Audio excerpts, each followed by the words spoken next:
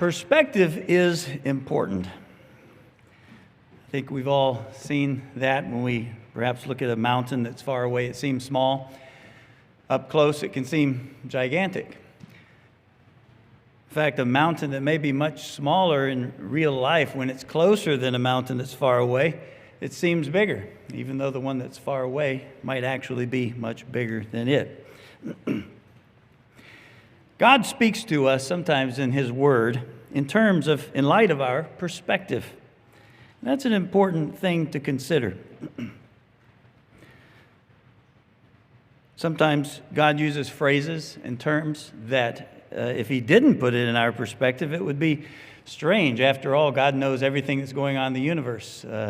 Had Jesus taught the disciples using a lesson from the theory of relativity, it wouldn't have made much sense. He taught in terms that they understood. In a little while, we'll turn to a passage where Jesus said something that isn't true. At least it's not technically true.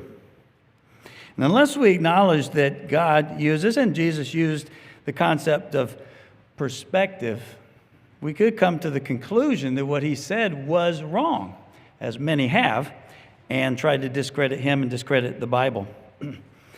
For example, we tend to be a very technical society. Everything must be technically accurate. When we look at genealogies in the Bible, it says someone was someone's son, someone was someone else's son.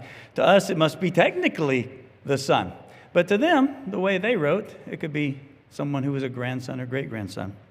They didn't have the same standard of being technically right that we do. When in the Bible, when it talks about the sun setting, for example, or when in Psalm 113, when it talks about the sun rising and setting and running across the sky, we can get the concept that, well, the sun must revolve around the earth rather than the earth rotate. Now, of course, most people acknowledge that the earth rotates, but from our perspective, it goes across the sky and the sun is moving. Well, God uses that perspective. He speaks in terms of the sun rising, setting, going down, coming up, racing across the sky. Now, can we prove that this concept of perspective is something that God uses to teach? Let's go back to Matthew chapter 13, if you will. Matthew chapter 13. Again, I think we're all familiar with the idea that Jesus taught parables using terms that they were familiar with so that they could understand. And this is one of those situations. In recent years, especially, people have pulled this parable out and said, well, Jesus was wrong, so He must not be the Son of God. The Bible must not be inspired. Matthew chapter 13, verse 31, He told another parable. The kingdom of heaven is like a mustard seed, which a man took and planted in his field. Though it was the smallest of all seeds, yet when it grows, it is the largest of the garden plants and becomes a tree, so that the birds can come and perch in its branches. Now, it is true that the mustard seed is small, but we know today that the mustard seed is not the smallest of all seeds. In fact, some species of poppy and orchid are much smaller. According to what I found on the internet, the shadow lady slippers orchid is 20 times smaller than the mustard seed. Smallest known seed is from the time I read it, was the jewel orchid, which is the size of a speck of dust. How could Jesus say that the mustard seed was the smallest of all seeds? Well, we have four things we can do with this. Number one, He was wrong. If He's the Son of God, He should have known better. Obviously, the Bible is not inspired, and Jesus is not the Son of God. That's one perspective. Of course, we reject that one. The Bible has been changed is the second perspective. Must not have originally said that. Someone changed the Bible. Well, typically when we note that there is something wrong, there's evidence of it, but there's no evidence that the Bible's been changed here. Number three, there is a great conspiracy afoot among botanists in the world. In order to undermine Jesus' words, they have created seeds that they publish and put false pictures out there that it's actually smaller when no seed is actually smaller. The botanists are just trying to, under the inspiration of Satan, they're trying to undermine Jesus' words, and all that is false. Well, there are seeds smaller, so we don't have to go down that route. The other perspective is, or the other idea, number 4, is that he was teaching from the concept of perspective. The truth is, the mustard seed was the smallest seed that his listeners knew of. They weren't using all the other seeds that now we know is smaller. It was the smallest seed that they would have had any experience planting in their gardens. And it grew to be much larger than the other plants that they typically used in their garden. From their perspective, it was the smallest of all seeds. Jesus wasn't wrong. He just was speaking to them in terms they could understand. He didn't intend to be technically accurate in thinking of all the seeds in the world. We tend to want everything to be technically accurate because we live in a highly technical society.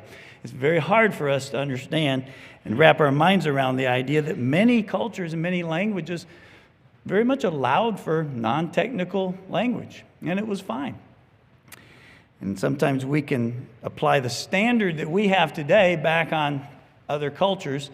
And if we apply the standards that we typically accept today, there are many things that we could say we have a problem with. But back in that day, it was commonly used language. It was something that would have been understood. Of course, Jesus wouldn't have taught saying the orchid seed, or a particular species of the orchid, I should say, is the smallest, because they wouldn't have known what he was talking about.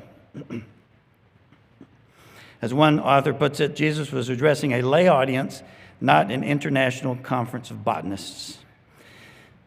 I think we've all used language in this way. We allow for, in our own language, non-technical language. When I was canoeing up in the Boundary Waters some years ago, we go through a number of lakes. And I would comment sometimes that this is the largest lake. Meaning, of course, it's the largest lake that we're going to be paddling through. Not that it's the largest lake in the world, or it's the largest lake in the Boundary Waters. And I could get away with that because people understood what I meant. But if you were to see it in writing, you might say, hey, he was wrong. But we understand when people use that kind of language. In fact, if we were to go back to the creation account, back some years ago, we had a booklet many years ago entitled "The Book from in the Beginning," I should say, and it answered questions for the book of Genesis. And one of the questions was, could you explain how there could be light on the first day of creation when the sun, moon, and stars were not created until the fourth day? Well, it's a good question, and the answer read like this: a great destruction had occurred to the earth, as pictured in Genesis 1, verse 2. And when God looked at the chaotic state before him, he saw an atmosphere filled with thick clouds. If there had been a human being on the earth's surface, he would have seen nothing because the light did not penetrate through the clouds. God's first act in recreating the earth's surface was to thin the clouds enough to let the light come through. And according to R.K. Harrison, in a book, An Introduction to the Old Testament, he writes this: in explaining this phenomenon, speaking about creation and the light, it must first be noted that the standpoint of the first chapter of Genesis is the ideal geocentric one, as though the writer were actually upon the earth at the time, in a position to record the developing phases of creation as he experienced them. It was a perfectly fine way of writing. And in other cultures, and even today in many instances, it wasn't from God's perspective, from heaven. It was from the perspective of what one might experience on earth. God teaches us in terms and concepts that we can understand, and he did back then as well. Sometimes if we try to be too technical with language, we can come away with the wrong conclusion. Often this happens when we try to apply scriptures to things that they were not intended, but we try to read technically into it anyway. Jesus wasn't trying to give a botany lesson on what is the actual smallest seed in the world, but he used the example of something that they understood very clearly as the smallest seed that they had ever seen. to draw an important lesson. Ultimately, the lesson was that how he was a part of a work that was beginning small, would end up encompassing the entire world. The kingdom of God will come. Started with 12 disciples preaching that kingdom would be coming, and Jesus dying and being crucified. A very humble, very small beginning. And that was probably the most surprising part of the parable to those who were listening. How would the kingdom of God start so small? They all knew it was going to become big. How would it start so small? To teach that lesson, he used the smallest seed that they knew.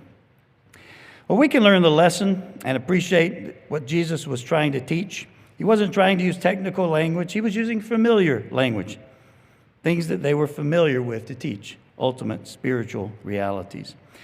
The lesson is clear, and there really isn't a problem with Christ's words if we just appreciate that he was teaching from their perspective.